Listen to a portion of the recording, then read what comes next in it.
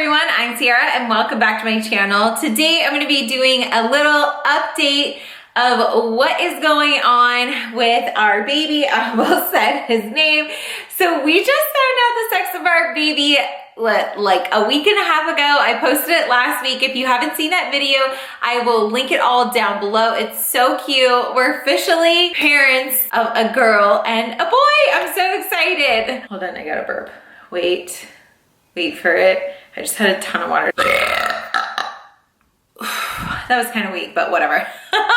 Oh, I can barely breathe. What was I saying? I totally have pregnancy brain, like 1000%. So I wanted to do an update of what is going on with our baby. I am officially 33 weeks. I only have like 6 weeks left of this pregnancy. I feel like in the beginning it went so slow and now it's going like pretty fast. And now with finding out the sex of the baby, we're kind of just like rushing to get the nursery done just because Brent wants to have it done. I'm sitting in the nursery right now. He is doing like this beautiful wall. It's going to get painted this week. He wants to have like full control of this entire nursery, and it's just kind of giving me anxiety because he has like so many different ideas. He's like, oh, I want the wall to be military green, but yet our furniture is antique gray, and then he wants swords, and then he wants this wall to be white, and then he changes it, and then it's like, oh my gosh, just let me do it. I promise you I'll make it look gorgeous. But he keeps saying, I did Capri's nursery, so he gets to do this nursery. Help, please send help. I will be doing a full nursery tour when it's done. I had an appointment last week to see if I still had placenta previa, which was going to tell me or be the deciding factor whether or not I had to have a C-section, a repeat C-section, or vaginally deliver. So I've been saying this entire time, I've been wanting to have a VBAC. It just in my heart, I really want to try for a vaginal birth just because I know how hard it's going to be on my body and mentally to have a C-section and to also have to take care of a toddler. Like my toddler is baby giant and she's like 32 pounds, probably 33 now. And it's just gonna be really hard on me to have a C-section, to take care of a newborn, and to take care of my daughter full time, also work. Like, it's just gonna be a lot. That's one of the reasons why I really wanted to try for a VBAC. Obviously, I want a healthy baby, so if I can't, I can't, and that's just really the deciding factor. The sun is like going in and out, so if you see that, just know. Side note. With my first pregnancy, I was diagnosed with placenta previa, the low-lying placenta, and it ended up correcting itself, so I was able to vaginally deliver. But then Capri was stuck in the birth canal for about 4 hours, and she just never came out. The doctor had her arms like elbows deep trying to pull Capri out. It still didn't work. They had to push her all the way back up, and I went into emergency C-section after 4 hours of pushing. Not fun. Very traumatic experience for me. It was just like doped up on so much medication. I was exhausted, hadn't slept in like 2 days, and then I had surgery, and then I was just like completely out of it, right? Not fun. I cannot tell you. And if you've watched those videos, you know it wasn't fun because I literally suffered from like PTSD. Like I just like cried all the time, had nightmares, had night sweats. It was just like rough. Now I'm mentally in the space where I'm like, okay, like I just want a healthy baby.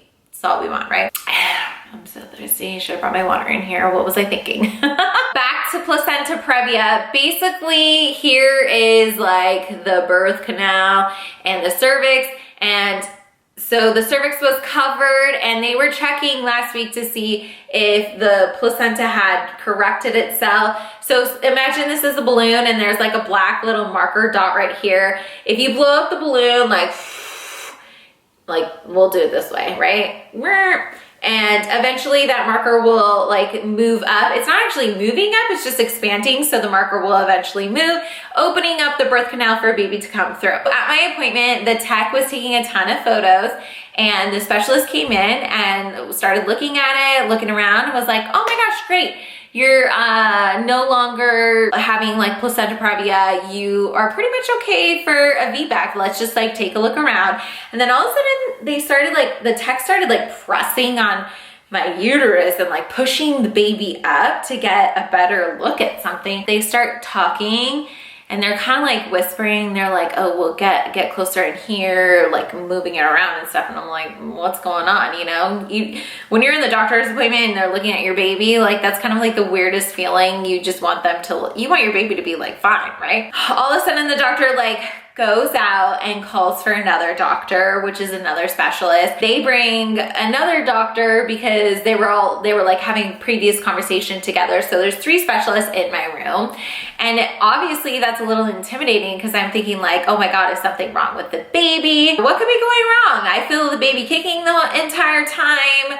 I was just worried about the placenta previa. That's all I'm here for.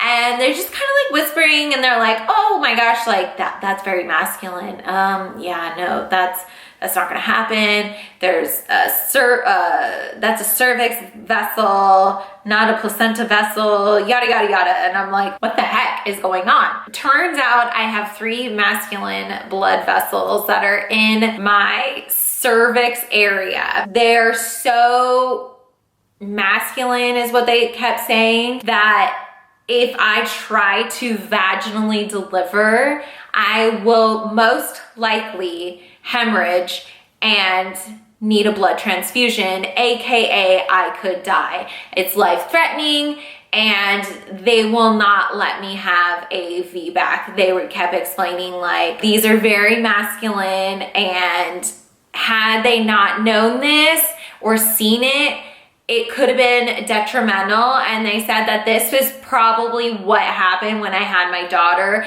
and why I started experiencing like severe bleeding. And now I'm thinking, oh my God, like you're telling me that if I deliver my child, like I'm gonna die. You know, back in old days, you wouldn't have known that. Had I not gone to a specialist because I didn't have placenta previa, like I would have never known this. So it was a little freaky.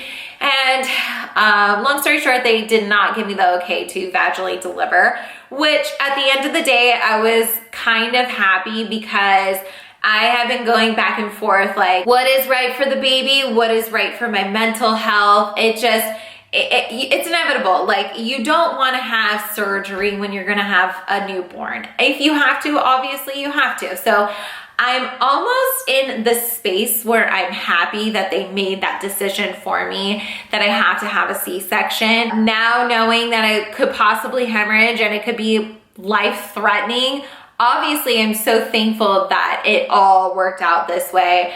I'm happy to just get the baby healthy and here. So as I was telling Brent, I'm like, oh my gosh, like this is all happening. He's like, we're definitely not having another baby. And I'm thinking, maybe I shouldn't have told him because I want like a lot of kids. We might be done with 2. I don't know what it's like with more than 1, right? I might just like pull my hair out one by one, but I don't know.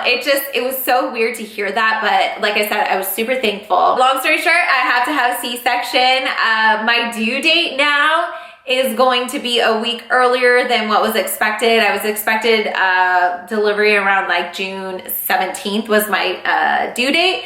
Now I'm most likely going to have a C-section on June 10th, which is like a really cute date for me and Brett because before getting married, that was our anniversary date. So that's like a special day and our son will be born on that day, which is cool. Like I like it. They did say that I'm not gaining enough weight. I did post this on my Instagram and you guys were asking, so I wanted to address that. I've only gained 12 pounds, but I'm eating as much as I did with Capri. When I was pregnant with Capri, I'm just eating healthier choices. I'm not going to like fast food all the time. And plus I'm running around chasing a toddler all day. So I feel like I'm a lot more active and I definitely like try to be active on my treadmill and just like working out, posting workout videos. So they told me they wanted me to gain at least 20 pounds. So I'm at 12 pounds and the baby is measuring a little like the slightest under average. So they like told me I need to have Ensure protein shakes and I posted on Instagram and you guys are like, oh my gosh, those make you gain so much weight. And I'm thinking like, don't tell me that. Like, obviously I know they have to make you gain weight, but the whole point of working out this entire pregnancy was to not gain so much weight because I know how much it's gonna be like, I know how hard it is to lose all the weight. I never lost all the weight from being pregnant with Capri, so that's like what I was trying to avoid this time. I'm not trying to stay skinny, I'm just trying to stay like fit and like eat healthy and eat what I want, you know what I mean? Like this pregnancy is completely different. Capri, I wanted like ice cream every single day. This time I want like celery with buffalo and ranch sauce every day. It's so bizarre. Whatever. So I'm apparently supposed to gain like 8 pounds within the next few weeks. That pretty much sums it up. I have about 6 weeks to go. I did register on Amazon just for like a couple of things, like boy stuff, like little munchkin snack stuff that I wanted, like snack packs that are green and blue because I have pinks. A couple of cups. I got some clothes. I don't have any clothes, so I registered for some clothes. I was thinking of doing like a separate video of like all the necessities that you actually need for a first-time mom and then necessities that you'll probably need for a second-time mom. I'm not really sure if you guys are interested in that. And yeah, that's pretty much it. My placenta previa corrected itself. However, still have to have a C-section. My due date is June 10th. I have to gain more weight.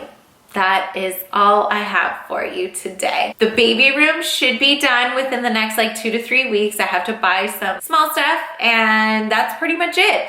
I will be doing a name reveal. Not that it's like a big thing, but I did one for Capri, so I feel like I should do one for this child. And I got to choose the name of this baby, guys. Like, that's huge, because Bren said he was gonna choose a name for this baby, but I told you I would win that argument.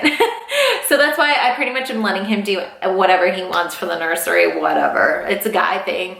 Just gotta let it, you gotta give and take. I hope you guys enjoyed this video. Don't forget to like and subscribe and leave a comment below of just any type of pregnancy videos that you wanna see or any video for that matter. I hope you guys have a great day and I'll see you next time.